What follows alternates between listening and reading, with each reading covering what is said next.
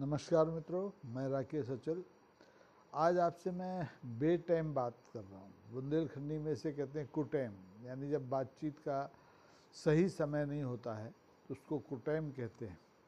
लेकिन मुझे लगा कि ये बात अभी कर लेनी चाहिए, क्योंकि बाद में ये बात बासी हो जाएगी।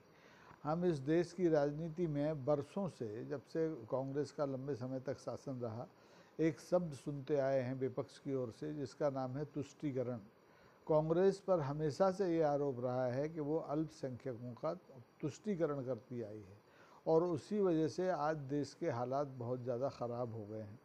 और इस तुष्टीकरण के खिलाफ ही आवाज़ उठाते हुए, देश को हिंदू राष्ट्र बनाने का नारा देते हुए भारतीय जनता पार्टी लंबे संघर्ष के बाद 2014 में दूसरी बार सत्ता में आई थी, और अब लगातार 2024 में तीसरी बार सत्ता में है। लेकिन आपको ये जानकर हैरानी होगी कि यही भारतीय जनता पार्टी जो हिंदू राष्ट्र की बात करती है, जो तुष्टीकरण का विरोध करती है, वो जम्मू कश्मीर विधानसभा का चुनाव जीतने के लिए कांग्रेस का ही ये तुष्टीकरण का फार्मूला इस्तेमाल करने पर आमादा है। देश के जो गृह मंत्री हैं माननीय अमित शाह साहब, अभी जब जम्मू कश्मीर के दौरे पर थे, चुनाव के दौरे पर, तो उन्होंने एक बड़ा बढ़िया ऐलान किया कि जम्मू कश्मीर के घाटी के मुसलमानों को ईद पर और मुहर्रम पर 2 सिलेंडर गैस के सिलेंडर मुफ्त दिए जाएंगे। अरे भाई, क्यों, किस खुशी में दिए जाएंगे? मुसलमान तो आपके दुश्मन नंबर 1 हैं। आप घाटी के नीचे के मुसलमानों को चैन से जीने नहीं दे रहे हैं, उनके जाति कानूनों में दखल दे रहे हैं, बदल रहे हैं। उनके वक्फ बोर्ड की संपत्ति पर आपकी निगाह है, आप उसको संशोधित करने के लिए एक विधेयक संसद में लेके आए थे, लेकिन विपक्ष के विरोध की वजह से आपको उसे वापस लेना पड़ा। तो सवाल ये है कि कांग्रेस अगर अल्पसंख्यकों को कुछ दे तो वो तुष्टीकरण है, और भारतीय जनता पार्टी अगर दे तो वो संतुष्टीकरण है।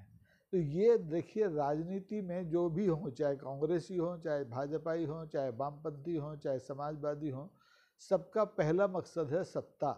और सत्ता हासिल करने के लिए वो मतदाताओं की आंखों में कभी भी कैसी भी धूल झोंक सकते हैं, और ये धूल झोंक कर ही सत्ता हासिल की जाती है। इसमें भी कोई दो राय नहीं है। कांग्रेस ने भी बरसों तक 5 साढ़े 5 दशक तक इस देश पर शासन किया, नए नए नारे दिए, तुष्टीकरण भी किया होगा अल्पसंख्यकों का। लेकिन अब वही उसी रास्ते पर अगर भारतीय जनता पार्टी जाती है, जिसका कि चाल, चरित्र और चेहरा दीगर पार्टियों से एकदम भिन्न है, तो मुझे लगता है कि ये थोड़ा सा छलावा है।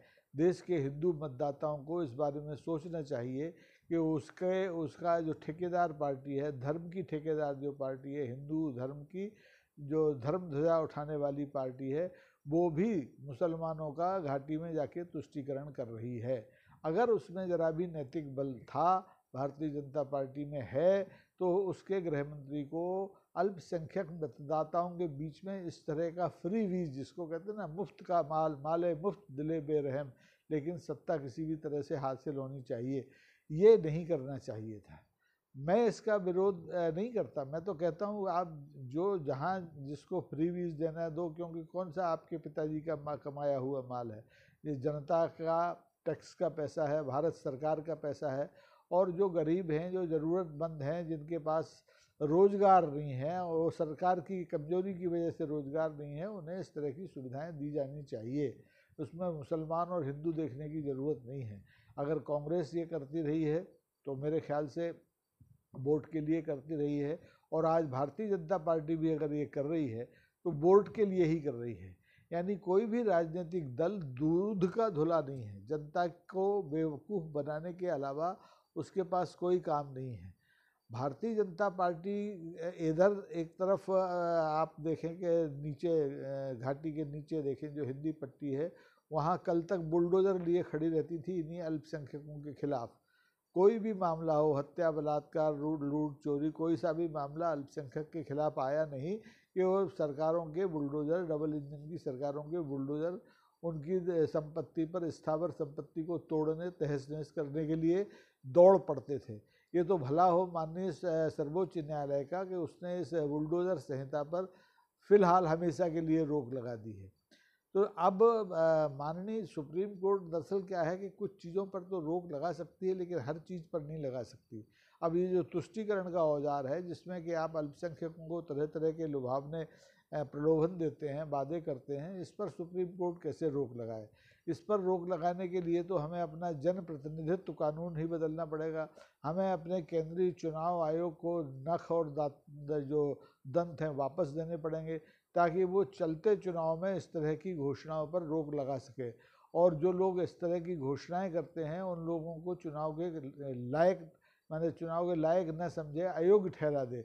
लेकिन चुनाव आयोग की हालत भी वही कैंचुए जैसी है, जैसे सीबीआई की तोते और दूसरी संस्थाओं की मैने जैसी है। तो ये पालतू संस्थाएं तो इस प्रवृत्ति को रोक नहीं सकती। ये प्रवृत्ति यानी मतदाताओं को छलने की प्रवृत्ति और मतदाताओं की धार्मिक भावनाओं का दुरुपयोग कर सत्ता तक पहुंचने की प्रवृत्ति। भारतीय जनता पार्टी ने क्या सोच करके जम्मू कश्मीर के अल्पसंख्यक मुसलमानों को ईद और मुहर्रम पर मुफ्त गैस देने की बात की है, ये मेरी समझ से परे है। वो तो इस 20 करोड़ की आबादी की को अपना दुश्मन नंबर 1 मानती है, 2 नंबर का नागरिक मानती है। बार बार भारतीय जनता पार्टी के नेता मुस्लिम नेताओं से और दूसरे जो उनके समर्थक हैं उनसे पाकिस्तान जाने को कहते हैं। अगर उनके अल्पसंख्यकों के समर्थन में आप कोई बात कर दें तो आपसे भी कहा जाएगा कि आप पाकिस्तान चले जाओ। लेकिन जब खुद उन्हें कुर्सी चाहिए होती है, वोट चाहिए होता है, तो वो कहते हैं लो भाई मुफ्त का माल हमारे पास भी है। कांग्रेस के पास ही थोड़ी है, हमारे पास भी है।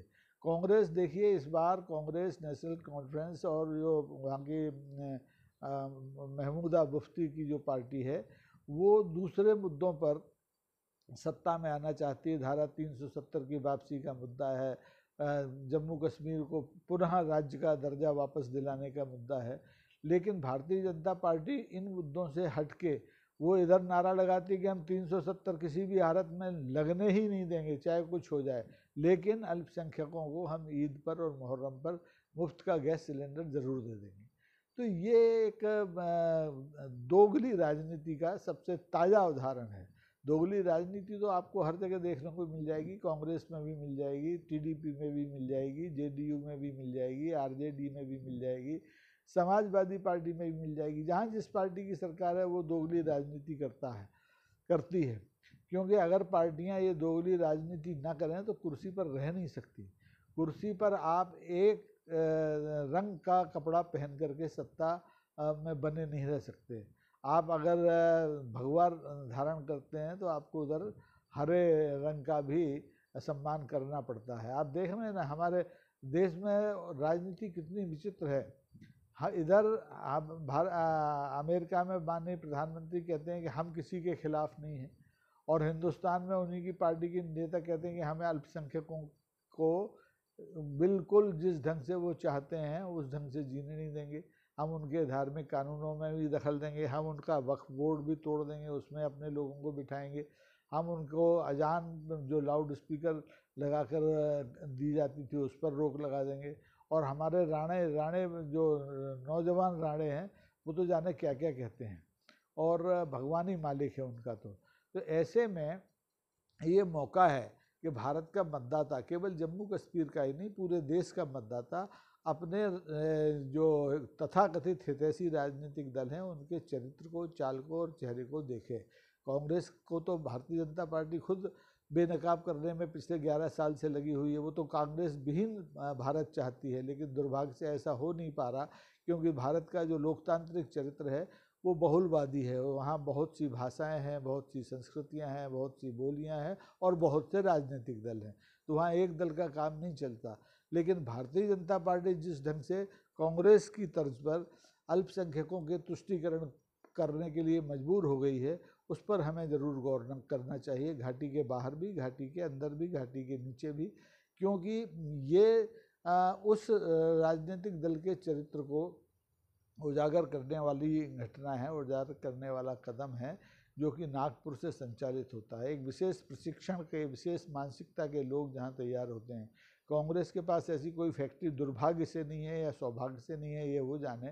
कांग्रेस में ऐसा कोई आरएसएस जैसा संगठन नहीं है, ना उसके प्रतिगामी सहयोगी संगठन है, आरएसएस के तो अब मैं देख रहा था मेरे शहर में अब चिकित्सकों का आरोग्य भारती भी बन गई, यानी वहाँ कोई भी धंधा पेशे का आदमी हो उसको आपको अपनी विचारधारा में शामिल करना है तो आप एक अनुसांगिक संगठन खड़ा कर दीजिए। कांग्रेस इस मामले में कोसों दूर है भारतीय जनता पार्टी से, और यही वजह है कि पिछले 11 साल से वो सत्ता के नज़दीक नहीं आ रही, क्योंकि एक तो संगठनात्मक तो उसका ढांचा चरमराया हुआ है और दूसरे उसके पास जो अनुसांगिक संगठन है उनमें इतनी ताकत नहीं है, उन्हें इतनी मेहनत के साथ सजाया संवारा नहीं जाता है।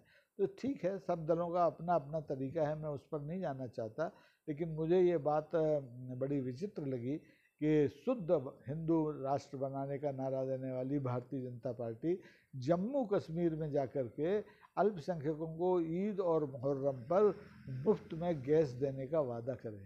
जो पार्टी अल्पसंख्यकों की टोपी को अस्पृश्य समझती है, उसको सिर पर नहीं लगा सकती, जिस पार्टी ने एक ज़माने में एक लंबी परंपरा थी राष्ट्रपतियों भवन में, प्रधानमंत्री भवन में, राजभवनों में, मुख्यमंत्रियों के निवास पर रोज़ा इफ्तार की जो पार्टियां होती थी उन पर रोक लगा दी, वही पार्टी वोट पाने के लिए, सत्ता पाने के लिए जम्मू कश्मीर में अल्पसंख्यकों को ईद और मुहर्रम पर मुफ्त की गैस दे रही है। तो जय हिंद, जय भारत, ऐसी पार्टी से भगवान बचाए। आपको मतलब मेरा क्या है, मैं तो आपके बीच का आदमी हूँ, आपको आगाह करता रहता हूँ। मेरा तो एक वोट है, वो जहाँ जाता है वहाँ चला जाता है, वो देश काल परिस्थितियाँ देख कर जाता है, वो किसी से बंधा हुआ नहीं है। अगर कोई मेरा दोस्त किसी दूसरे दल में भी है और मैं उसको प्रेम करता हूँ तो मैं उसको भी वोट दे देता हूँ, भले ही वो विजातीय हो, दूसरे दल का हो, इससे कोई फ़र्क नहीं पड़ता। लेकिन मैं ये फ्री बीज के चक्कर में नहीं पड़ता। फ्री बीज को मैं इस देश के विकास का सबसे बड़ा फोड़ा मानता हूँ। आप देखिए ना, 85 करोड़ लोगों को आप 3-4 साल से फ्री में खाना खिला रहे हैं, लेकिन आपने ये कोशिश नहीं की कि उन लोगों को हम आत्मनिर्भर बना दें, वो खुद अपनी रोटी कमाएं, सरकार को देने की ज़रूरत ही न पड़े। लेकिन जब माले मुफ्त हो और दिल बेरहम हो माल बांटने, मुफ्त का माल बांटने में, तो कोई आपका हाथ पकड़ नहीं सकता। आज के लिए बस इतना ही, फिर तो किसी ताज़े मुद्दे पर जल्दी मिलेंगे। टाइम को टाइम इसका कोई ज़्यादा फर्क नहीं पड़ता है। नमस्कार, धन्यवाद।